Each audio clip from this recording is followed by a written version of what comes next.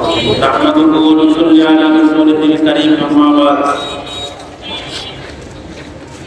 ইসলামী আন্দোলন বাংলাদেশ 3 নং বর্ষাকাল কর্তৃক আয়োজিত আজকের এই বিশাল গণসমাবেশের সম্মানিত সভাপতি জনাব আল্লাহ মোহাম্মদ জাকির হোসেন, আজকের অনুষ্ঠানের সংগ্রামী প্রধান বক্তা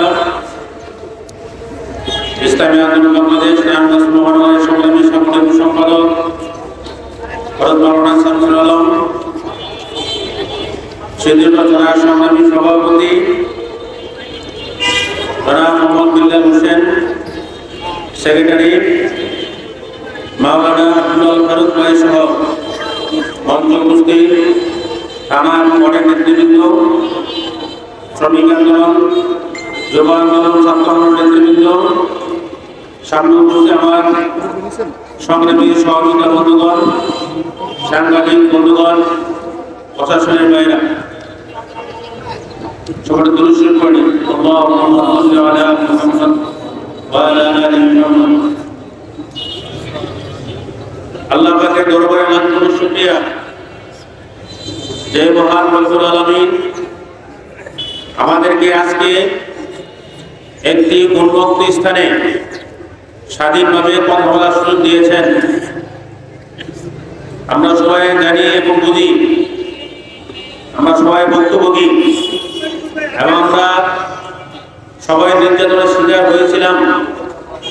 5 তারিখের পূর্বে বাংলাদেশের মানুষ আবার বিদ্যা বনিতা জাতি ধর্মবর্ণ নির্বিশেষে সকল মানুষ একটি উন্মুক্ত কায়দায় ছিলাম। বলে কথা বলতে পারতাম না।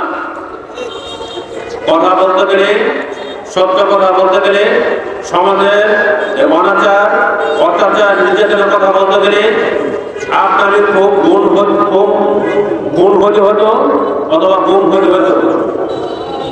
আজকে আওয়ামী স্বৈরাচার বাংলাদেশের মানুষের প্রত্যেকটা অধিকার নিয়ে নিয়েছিলেন, মানুষের ভোটের অধিকার নিয়ে নিয়েছিলেন, কথা বলার অধিকার নিয়ে নিয়েছিলেন, মানুষের দৈনন্দিন যে চাহিদা, প্রত্যেকটি চাহিদা পূরণ করতে ব্যর্থ হয়েছিলেন।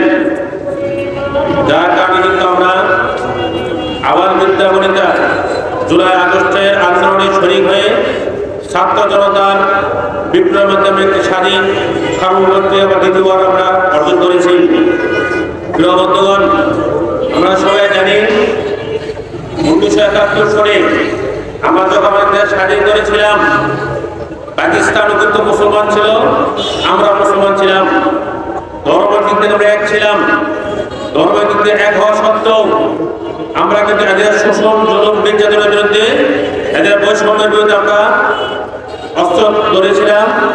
যা এরা আমাদের জুলুম করার কারণে, শোষণ করার কারণে, বৈষম্য করার কারণে আমরা মুসলমান সত্ত্বেও কিন্তু আমরা এদের বিরুদ্ধে অস্ত্র ধরে দীর্ঘ 9 মাস যুদ্ধ করে আমরা একটি স্বাধীন সার্বভৌম রাষ্ট্র পেয়েছি।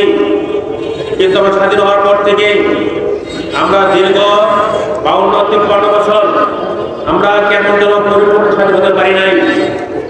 আমরা যদিও কিছু স্বাধীনতা অর্জন করেছিলাম, কিন্তু আমাদের পার্শ্ববর্তী রাষ্ট্র ভারত, এরা আমাদেরকে বন্দর পরিচয় দিয়ে এরা আমাদেরকে শোষণ, জুলুম কেমন যেন করেছিল। যার এই প্রমাণ আমরা বর্তমানে দেখতে পাচ্ছি। 5 তারিখের পরবর্তী সময় যে সমস্ত দল, যে সমস্ত পদের মানুষ আমরা আন্দোলনে শহীদ হয়েছি, আহত হয়েছি, আমরা একটি বিশাল আশা নিয়ে আমরা আন্দোলন করেছিলাম, অথবা এই বৈষম্য থেকে মুক্ত পাবো, এই নির্যাতন থেকে মুক্ত পাবো, এই জুলুম থেকে মুক্ত পাবো। কিন্তু আমরা কি দেখতে পেলাম? আমার 5 তারিখের পরবর্তীতে আবার এই প্রকৃত স্বৈরাচারের কিছু পেটাত্তা আবার রাস্তাঘাট রাত মতন করার জন্য লাগিয়েছেন। আমরা এমন চেয়েছিলাম না।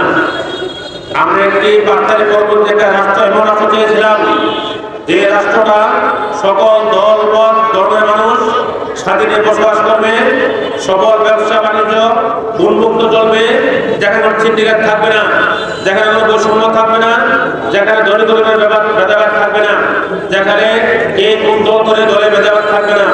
যে সমস্ত রাজনৈতিক দলগুলো জুলাই আগস্টের আন্দোলনে সংগ্রাম করেছিলেন, আন্দোলন করেছিলেন, এদের মধ্যে কোনো ভেদাভেদ থাকবে না। কিন্তু আমরা কি দেখতে পেলাম 5 তারিখ পরবর্তী কেমন একটি দল, আমার নাম বলতে চাই না, সবাই জানেন। আমরা 5 তারিখের পূর্বে বিএনপি, ইসলামী আন্দোলন বাংলাদেশ, জামাত ইসলাম সহ অন্য অনেক দল আমরা আন্দোলন করেছি রিজার্ভ থেকে মুক্তি পাওয়ার জন্য। আবার কারা, কোন ভাইরা, কোন ব্যক্তিরা এই সমস্ত করতে সবাই জানিয়ে চিনি। আমরা এটাকে স্পষ্ট বলতে চাই, সন্ত্রাসের কোনো দল হয় না। সন্ত্রাস দলের নাম ব্যবহার করে নিজের আগে দোষানোর জন্য, সন্ত্রাস দলের নাম ব্যবহার করে নিজের আন্দোলন করে বরখাস্ত হওয়ার জন্য। আমি আজকে আপনাদেরকে আহ্বান জানাবো, আসেন সমাজের সমস্ত ভালো ঐক্যবদ্ধ হন, সমাজের সমস্ত ন্যায়পূর্ণ ঐক্যবদ্ধ হন, সমাজের সমস্ত ভাইগুলো ঐক্যবদ্ধ হন। যদি আমরা ঐক্যবদ্ধ হতে পারি, সন্ত্রাস আমাদের সমাজে থাকবে না। ঐক্যবদ্ধ হতে পারি।